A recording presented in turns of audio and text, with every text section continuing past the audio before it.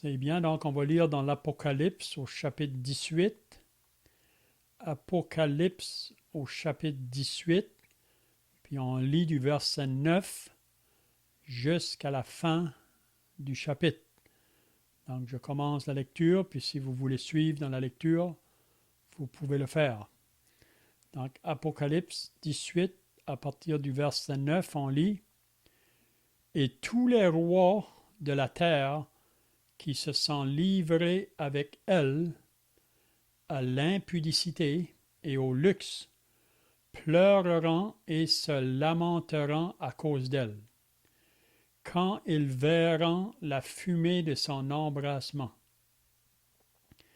Se tenant éloignés dans la crainte de son tourment, ils diront: Malheur, malheur, la grande ville, Babylone, la ville puissante, en une seule heure est venu ton jugement. Et les marchands de la terre pleurent et sont dans le deuil à cause d'elle, parce que personne n'achète plus de leur cargaison. Cargaison d'or, d'argent, de pierres précieuses, de perles, de fin lin, de pourpre, de soie, d'écarlate, de toute espèce de bois, de senteur, de toute espèce d'objet d'ivoire, de toute espèce d'objet en bois très précieux, en airain, en fer et en marbre.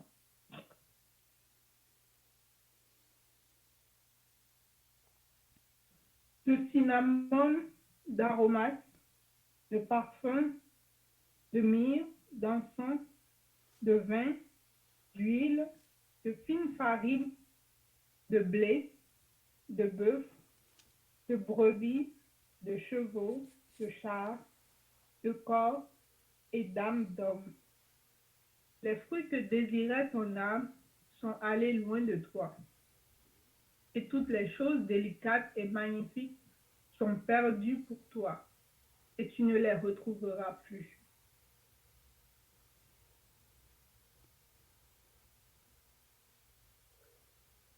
Les marchands de ces choses qui se sont enrichis par elle se tiendront éloignés dans la crainte de son tourment. Ils pleureront et seront dans le deuil. Ils diront: Malheur, malheur, la grande ville qui était vêtue de fin lin de pourpre et d'écarlate, et parée d'or, de pierres précieuses et de perles. En une seule heure, tant de richesses ont été détruites.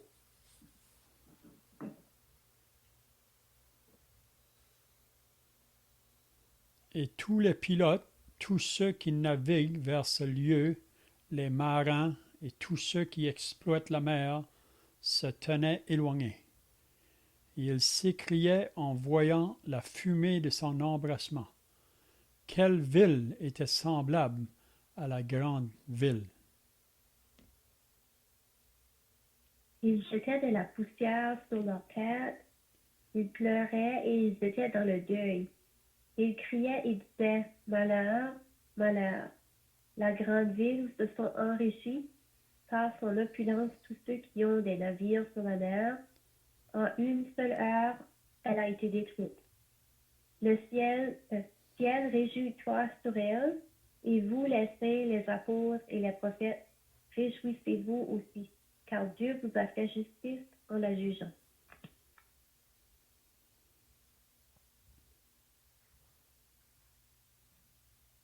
Alors un ange puissant prit une pierre semblable à une grande meule, et il la jeta dans la mer en disant: Ainsi sera précipitée avec violence Babylone, la grande ville, et elle ne sera plus trouvée.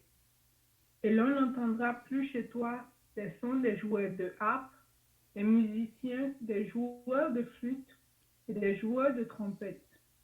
On ne trouvera plus chez toi aucun artisan de métier quelconque. On n'entendra plus chez toi le bruit de la meule.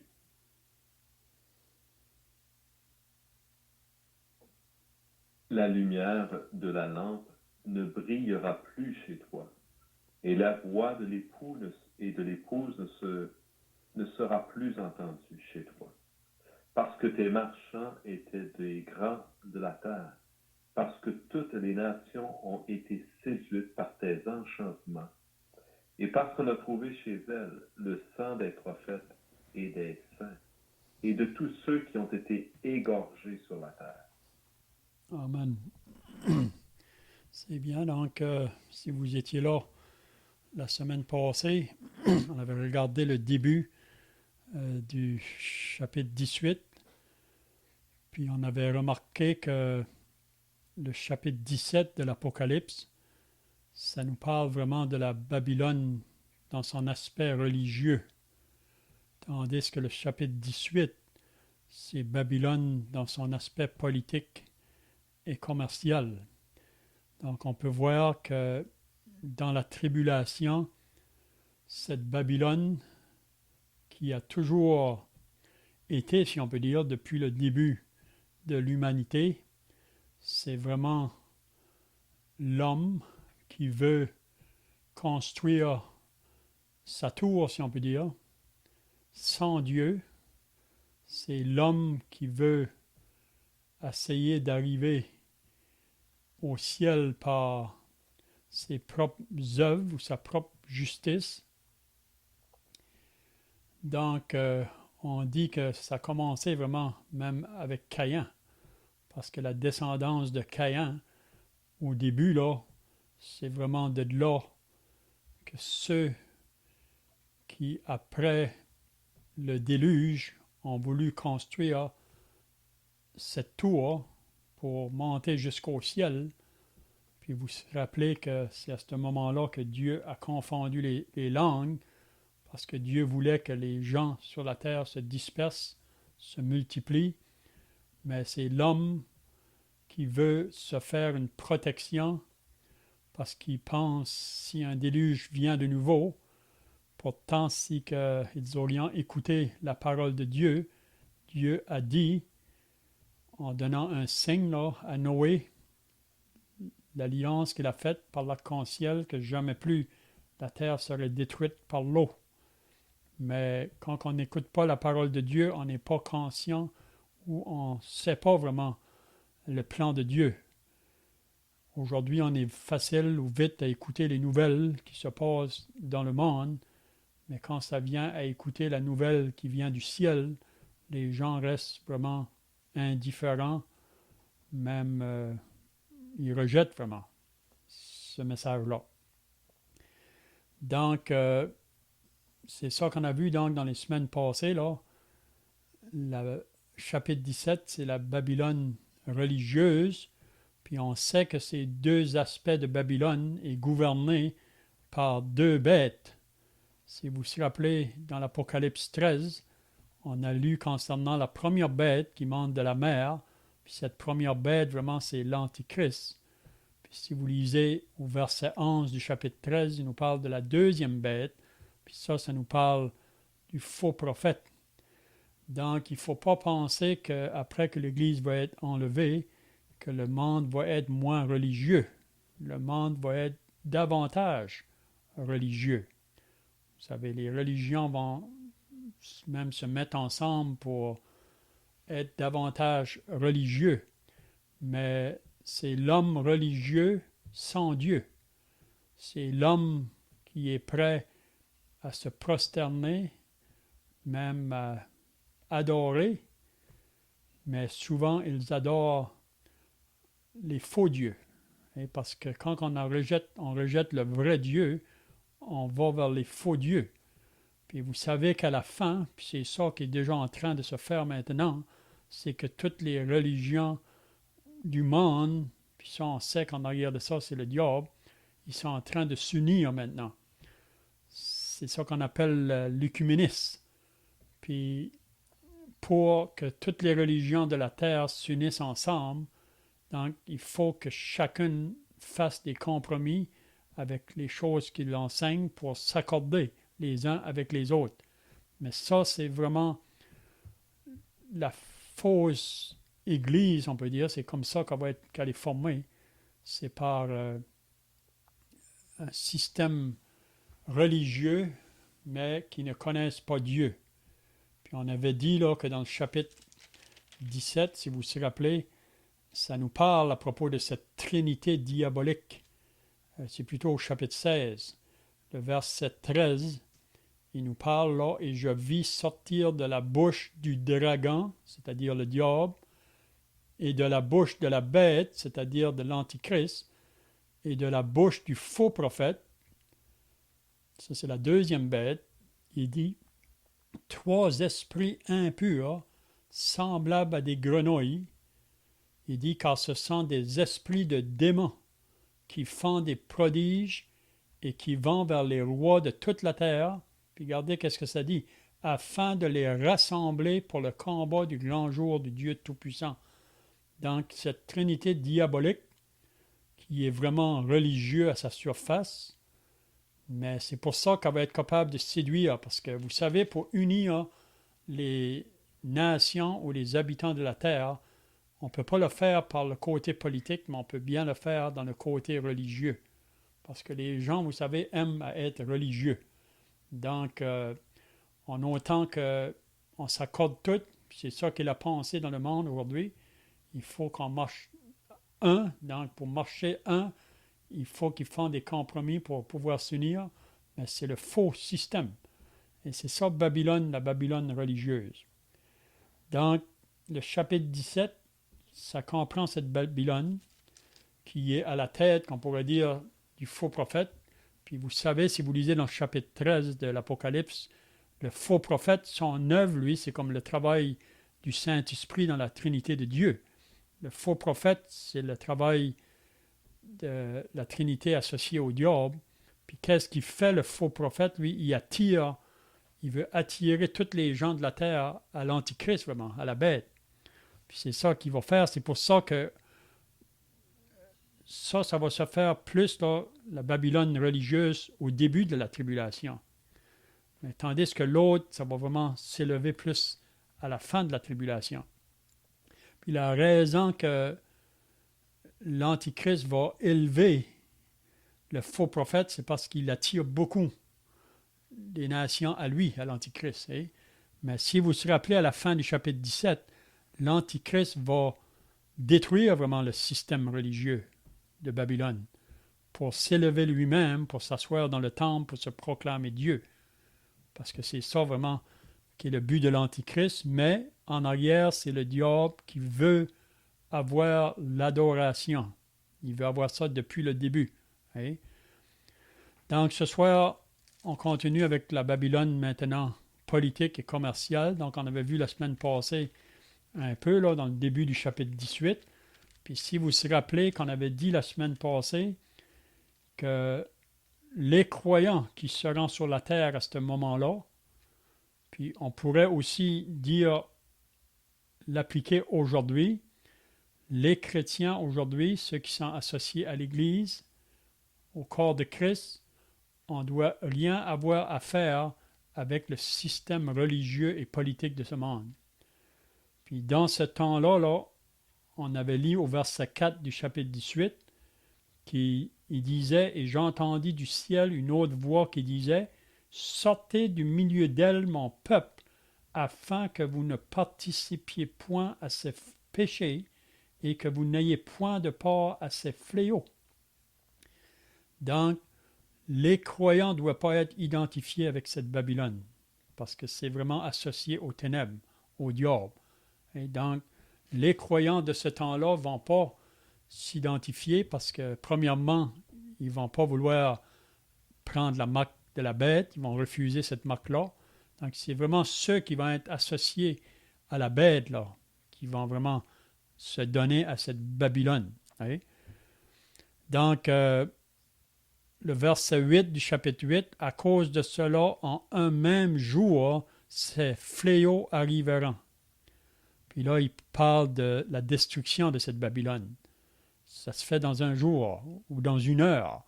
Vous savez que la Babylone d'autrefois, qui était sous le contrôle du roi Nebuchadnezzar, vous savez que cette Babylone-là a été détruite dans une nuit.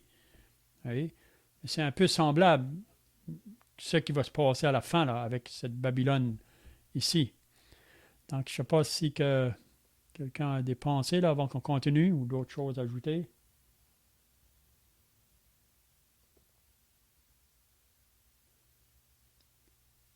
Donc, ça va être vraiment, comment je dirais, un contrôle sur toute la terre à ce moment-là. L'Antichrist, vraiment, c'est ça qu'il va faire.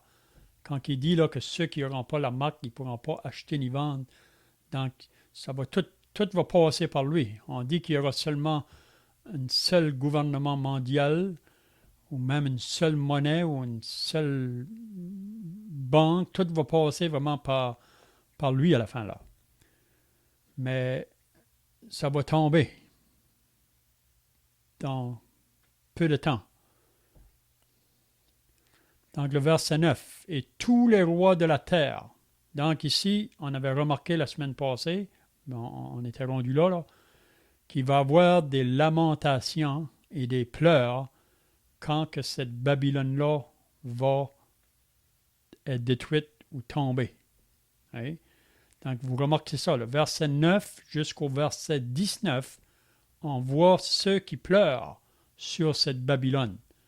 Parce que ce sont ceux qui se sont attachés à cette Babylone. Ce sont ceux qui ont mis leur confiance à cette Babylone. Vous comprenez? Mais ça va être toute une déception quand ils vont voir ça tomber. C'est un peu comme quelqu'un qui se fait un château avec des cartes. Vous savez, puis à un moment donné, tout s'écroule. Donc, c'est ça, cette Babylone-là. À la première vue, elle va être très attirante parce qu'elle attire les gens avec les richesses, avec son luxe, avec tout ce que c'est qui peut être associé là, à la vie de débauche. Mais pourtant, ça va être quelque chose de religieux, mais sans Dieu. Hein? Donc, c'est ça qu'on remarquera. Du verset 9 à 19, il y a des lamentations parce qu'ils voient une grande perte. Parce que cette Babylone-là, c'est elle qui les faisait vivre. C'est elle qui lui amenait beaucoup d'argent. C'était un commerce. Hein? Mais quand on va arriver au verset 20, là, on voit qu'il y a des personnes qui se réjouiront quand que cette Babylone-là va tomber. Puis ces personnes-là, ce sont les croyants. Et même le ciel va se réjouir. Donc, est-ce que vous avez d'autres pensées là?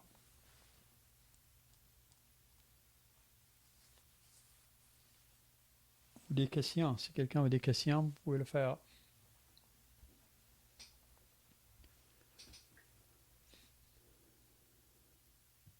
On peut parfois ne pas être celui qui est l'instigateur d'un péché quelconque. Mais ici, on voit dans le jugement que Babylone allait juger. Mais au verset 9, ce que l'on voit, c'est « Et tous les rois de la terre qui se sont livrés avec elle à l'impudicité et au luxe pleureront et se lamenteront à cause d'elle quand ils verront la fumée de son embrasement. » Donc, ceux-ci sont coupables également parce qu'ils ont... La Bible nous dit de ne point participer aux œuvres infructueuses des ténèbres, mais plutôt de les condamner. Donc, on ne doit pas rester neutre quand on a peur ou quand on voit, on est témoin de choses qui sont mal, qui sont faites. On ne doit pas participer ni s'afficher avec ces choses. On doit s'en éloigner. Et ici, le blâme qui est fait, si on peut dire ainsi, c'est qu'ils ont participé d'une certaine façon à ces choses. Vous vous rappelez que Jésus a dit, on ne peut pas servir deux maîtres. On ne peut pas servir Dieu et maman ou Dieu et l'argent. Donc, si on n'est pas connecté avec Dieu, si on n'est pas né de Dieu, donc l'homme aujourd'hui dans ses péchés, il vit pour maman, si on peut dire, ou pour l'argent. Okay? On voit ça même dans l'Épître aux Romains, là, si vous lisez au début, parce que l'homme refuse de rendre gloire à Dieu, même qu'il refuse de rendre grâce à Dieu pour toutes les bontés que Dieu donne à l'homme. Mais à cause de ça, Dieu les livre à leur propre pensée, là. Ils sont vraiment dans les ténèbres. Leur intelligence est obscurcie. Donc, ils se tournent vers les faux dieux. Parce que c'est soit qu'on adore le vrai Dieu ou qu'on s'en va vers les faux. Puis ça engage toutes sortes de choses qui est associées là, à la vie de péché et la vie dans toutes ces formes. Et puis c'est ça vraiment que le monde en général veut. Et c'est pour ça que quand Paul dit dans la deuxième épître à Timothée, là, au chapitre 4, il dit à Timothée de prêcher la parole en toute occasion, favorable ou non.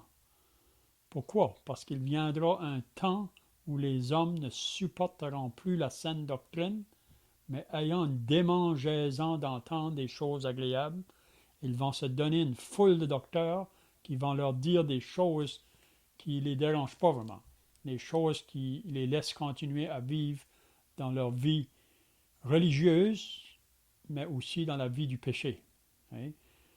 Mais c'est pour ça qu'on va être à l'aise dans cette Babylone-là, parce que tout est permis. Vous savez, tout est permis.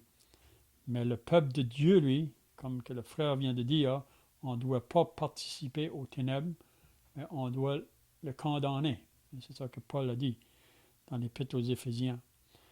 Donc, si vous voulez, là, on va lire un autre passage qui va nous aider à comprendre ceci davantage, parce que ce que Jean nous révèle ici, c'est pas quelque chose de nouveau, là.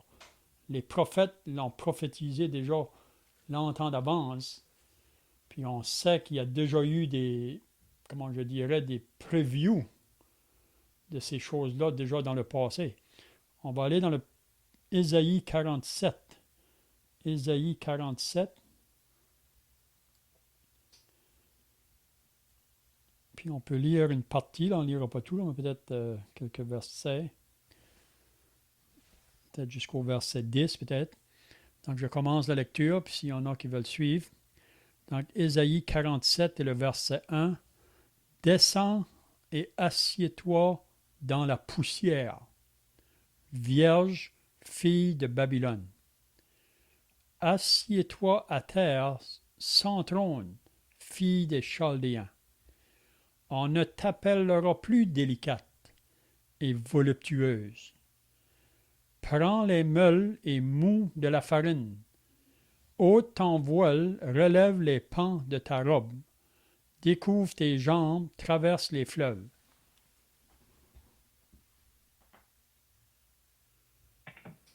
Ta nudité sera découverte et ta honte sera vue. Je exercerai ma vengeance, je n'épargnerai personne. Notre Rédempteur, c'est celui qui s'appelle l'Éternel des armées, c'est le Saint d'Israël. Assieds-toi en silence et va dans les ténèbres, fille de Chaldéens. On ne t'appellera plus la souveraine des royaumes.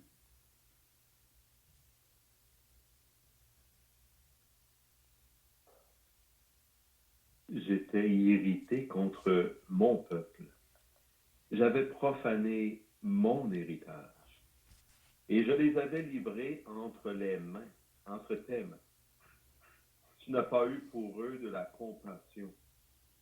Tu as durement appesanti ton joug sur le vieillard. Tu disais, à toujours je serai souveraine. Tu n'as point mis dans ton esprit, tu n'as point songé que cela prendrait fin.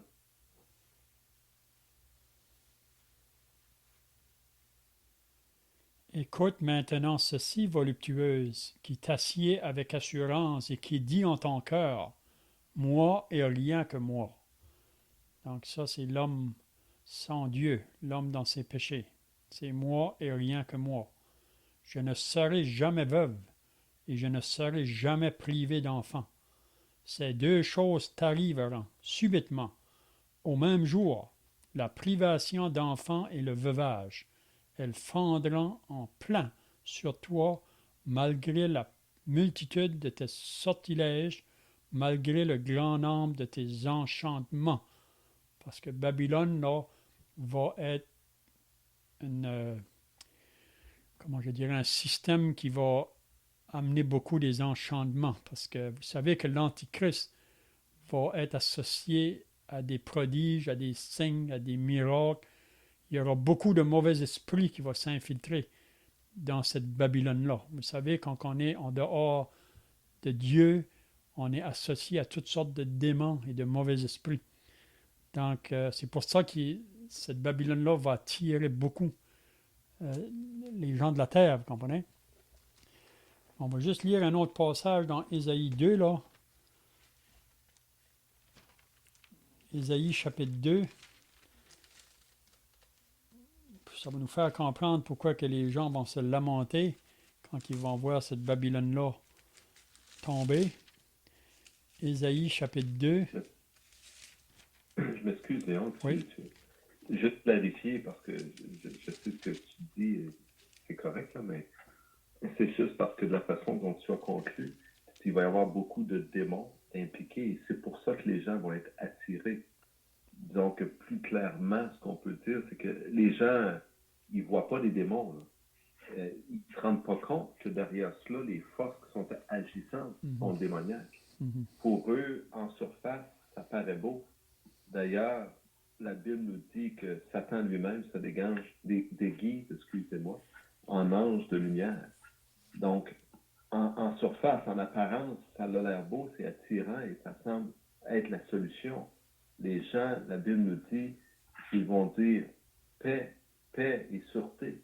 Mais une ruine soudaine va les surprendre. Donc, ils vont être surpris parce que les gens, c'est pas l'idée vraiment que les gens suivent des démons, comment dire, je dirais volontairement, dans le sens que pour eux, ils ne sont pas conscients des forces qui sont mises en œuvre. Et enfin, je vais juste le clarifier, les gens sont attirés vers cela parce que ça paraît beau, mais il faut bien savoir les forces sous-jacentes à ce qui paraît beau en surface. En dessous, c'est pas si beau. Excuse-moi, tu avais dit Ésaïe, chapitre 2. Oui, c'est ça. Oui, c'est exactement ça. Parce qu'en arrière de tout faux Dieu ou toute idole, il y a des mauvais esprits. Hein? Comme tu dis, on ne les voit pas peut-être à la surface, mais en arrière de tout ce système-là, là, ça va être contrôlé vraiment par les mauvais esprits en arrière. On va aller dans Isaïe 2. Puis c'est juste pour dire encore que ceux qui se confient dans ces richesses puis dans tout ce luxe, on peut lire à partir du verset 9 du chapitre 2 jusqu'à la fin. Qu'est-ce qu'il dit au verset 9? Il dit, Ésaïe 2, verset 9, « Les petits seront abattus et les grands seront abaissés. Tu ne leur pardonneras point. Entrez dans les rochers et cache-toi dans la poussière pour éviter la terreur de l'Éternel et l'éclat de sa majesté. »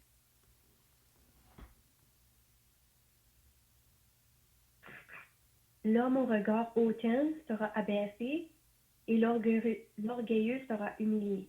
L'Éternel seul sera élevé ce jour-là. Car il y a un jour pour l'Éternel des armées, contre tout homme orgueilleux et hautain, contre quiconque s'élève afin qu'il soit abaissé.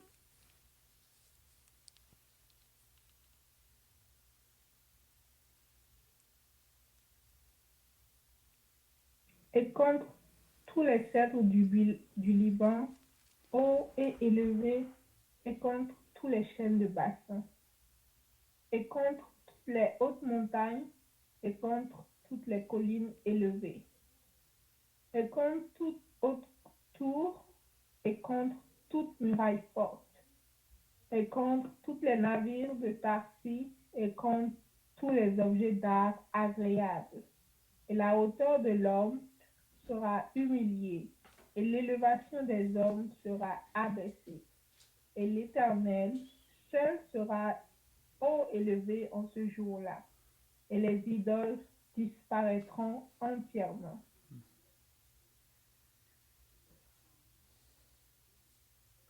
On entrera dans les cavernes des rochers et dans les profondeurs de la poussière pour éviter la terreur de l'Éternel et l'éclat de sa majesté, quand il se lèvera pour effrayer la terre. En ce jour, les hommes jetteront leurs idoles d'argent et leurs idoles d'or qu'ils s'étaient faites pour les adorer aux rats et aux chauves-souris. Et ils entreront dans les fentes des rochers et dans les creux des pierres pour éviter la terreur de l'Éternel et l'éclat de sa majesté, quand il se lèvera pour effrayer la terre. Cessez de vous confier en l'homme dans les narines duquel il n'y a qu'un souffle, car de quelle valeur est-il? Amen. Donc ici, ça décrit vraiment encore peut-être plus en détail qu'est-ce qu'on voit dans le chapitre 18 là. Donc c'est l'homme qui s'élève, et l'homme qui veut s'élever, si on peut dire, sans Dieu. Mais puis c'est là le plus haut que l'homme va atteindre. Vous savez, le chiffre de l'homme, c'est le numéro 6. Il n'atteint jamais le numéro 7. Le 7, c'est le chiffre de la perfection, de la plénitude. Mais l'Antichrist, il va aller au plus haut que l'homme peut aller, mais en vue de descendre et pour aller dans les temps de feu après. Donc, on revient à l'Apocalypse. Donc, au verset 10 du chapitre 18, il dit « Se tenant éloigné dans la crainte de son tourment ». Donc, on voit ici là, les gens qui se lamentent, les rois de la terre, qui ont profité à travers de cette Babylone-là à ramasser des richesses et tous les biens matériels qu'on peut se donner dedans, se tenant éloigné dans la crainte de son tourment. Parce que vous savez, quand on voit quelque chose qui est en train de brûler, on veut s'éloigner de ça, parce que c'est très fort, et même le feu. Mais ici, il dit, se tenant éloigné dans la crainte de son tourment, ils diront, malheur, malheur. La grande ville Babylone, la ville puissante, donc la ville dans laquelle on se reposait, ou qu'on appuyait notre confiance. C'est un peu comme l'Égypte, vous savez, sous l'ancienne alliance. C'est pour ça, si vous lisez dans Ésaïe 30 et 31, ça dit « Malheur à celui qui court en Égypte pour avoir du secours ». Parce que l'Égypte, ça nous parle aussi de la mondanité. Donc, en une seule heure, elle est venue ton jugement. Et les marchands de la terre, donc tous ceux qui vont trafiquer avec cette Babylone, les marchands de la terre, ça peut comprendre beaucoup d'aspects là, dans toutes les industries puis les choses aujourd'hui qui se bâtissent en Dieu. Ils sont dans le deuil à cause d'elle parce que personne n'achète plus leur cargaison. Donc, il va y avoir une disette, si on peut dire. Cargaison d'or, d'argent, de pierres précieuses. Donc, il mentionne toutes les richesses qui est associée avec cette Babylone-là. Là. Même si on continue au verset 13, ça mentionne ça aussi. Donc le verset 14, il va dire « Les fruits que désirait ton âme sont allés loin de toi. » Parce que vous savez que toutes ces choses-là, l'homme, dans son nature charnelle, il est toujours en train de convoiter et les richesses, les biens de la terre. Les fruits que désirait ton âme sont allés loin de toi. Et toutes les choses délicates et magnifiques. Et quand on regarde ça aujourd'hui, on peut voir ça déjà. Les richesses qui est placées aujourd'hui dans ces endroits-là.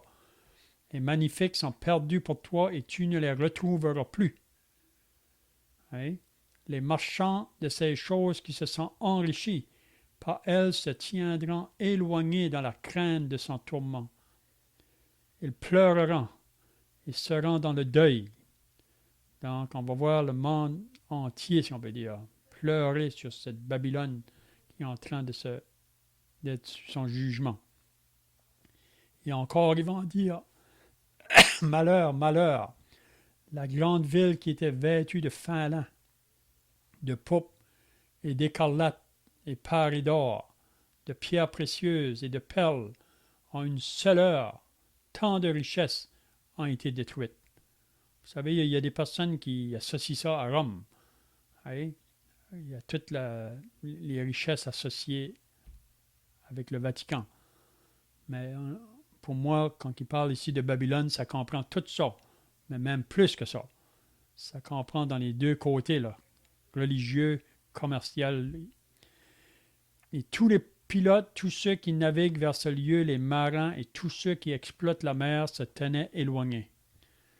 Et ils s'écriaient en la voyant. la fumée de son embrassement. Quelle ville était semblable à la grande ville? Donc, pour le monde, il n'y a jamais eu une ville comme ça. Ils n'ont jamais vu ça dans toute l'histoire. Il y a eu des richesses dans le passé, mais ça ne sera jamais qu'est-ce qui va se faire à la fin. C'est pour ça qu'ils sont vraiment dans le désespoir. Ils jetaient de la poussière sur leur tête, ils pleuraient, ils étaient dans le deuil. Ils criaient et disaient « Malheur ». Donc ça fait 3 fois qu'ils disent ça, « Malheur ». La grande ville où se sont enrichis par son opulence tous ceux qui ont des navires sur la mer en une seule heure. Elle a été détruite. Donc c'est ça le jugement de cette Babylone. Mais maintenant, à moins que vous avez... Est-ce que vous avez d'autres pensées là?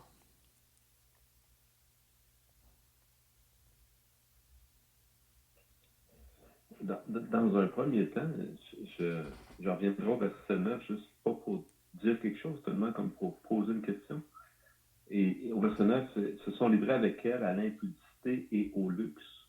Donc, je te laisse le temps d'y penser un peu pendant que j'amène un autre commentaire peut-être, mais le luxe, ça comprend quoi?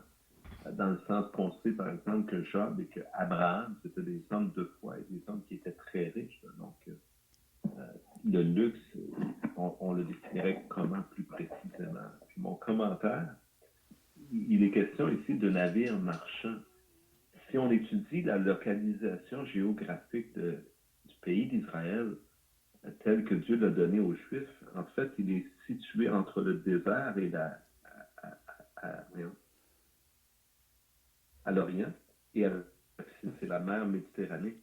Et donc, pour circuler du nord au sud, on doit passer par la terre d'Israël pour aller communiquer vers le sud, vers l'Égypte, ou monter vers le nord, vers la Syrie.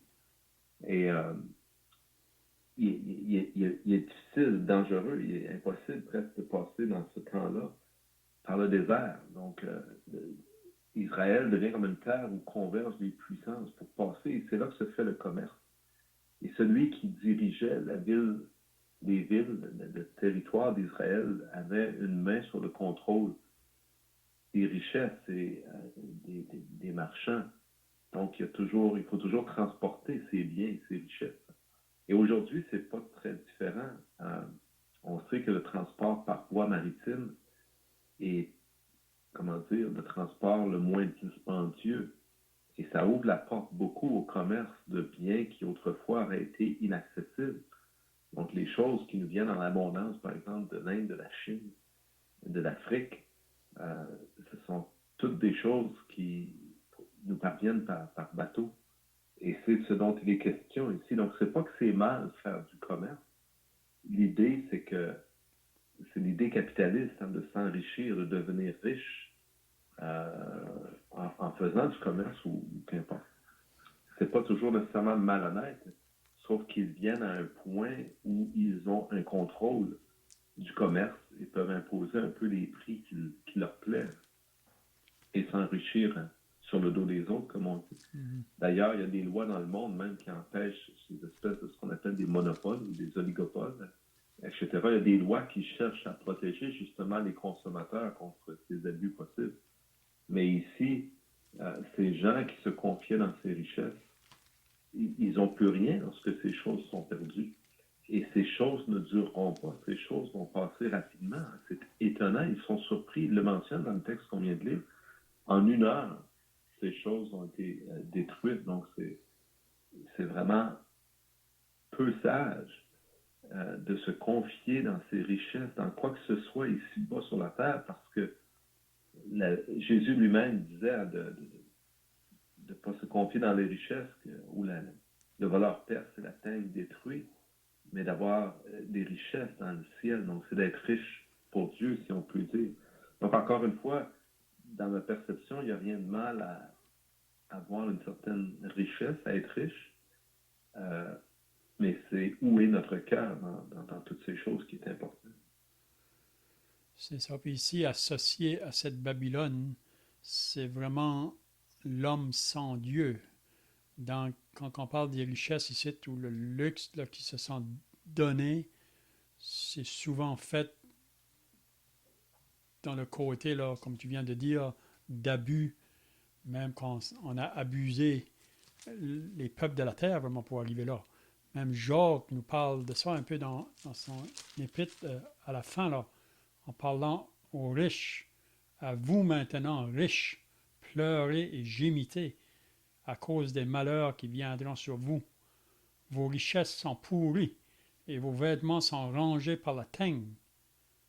Pourtant, pour eux, leur richesse, c'est grand, c'est quelque chose de valeur, mais Jacques dit c'est pourri. Vos vêtements sont rangés par la teigne. Votre or et votre argent sont rouillés, et leur rouille s'élèvera en témoignage contre vous, dévorera vos chairs comme un feu. Vous avez amassé des trésors dans les derniers jours. Voici le salaire des ouvriers qui ont moissonné vos champs. Donc souvent, ceux qui arrivent à des grandes... Ils vont abuser souvent hein, des gens autour. Mais comme tu viens de dire, il y a des croyants qui ont été riches, mais s'ils ont arrivé là, c'est honnête, c'est pas malhonnêtement. Puis aussi, le croyant qui est riche, il est appelé d'être libéral. Il doit être prêt à aider ceux qui sont dans les difficultés. Mais on voit ici, vous savez que la religion des hommes n'a pas de temps, vraiment, si on n'a pas rien à leur donner. Vous savez, le Babylone, c'est toujours, elle veut recevoir. Et c'est comme une éponge. Elle n'est jamais là pour donner. Hein? Donc, on voit ça dans la parabole du Samaritain, hein, vous vous rappelez? Quand que l'homme qui était sur le long du chemin, il y a un prêtre qui est arrivé, il l'a laissé à côté. Il y a un lévite qui est arrivé, ça représente les hommes qui sont sous la loi, et aussi l'homme religieux. Mais le Samaritain, lui, qui nous parle de la personne du Seigneur Jésus. Hein? Donc, puis comme tu disais, concernant le luxe, l'impudicité, le luxe, là, ça comprend vraiment, là, c'est des richesses vraiment, là, très élevées, on pourrait dire, mais ça a été gagné malhonnêtement. Hein? Je ne sais pas si tu as d'autres choses à dire. Je pensais à ce texte qu'on a lu tout à l'heure.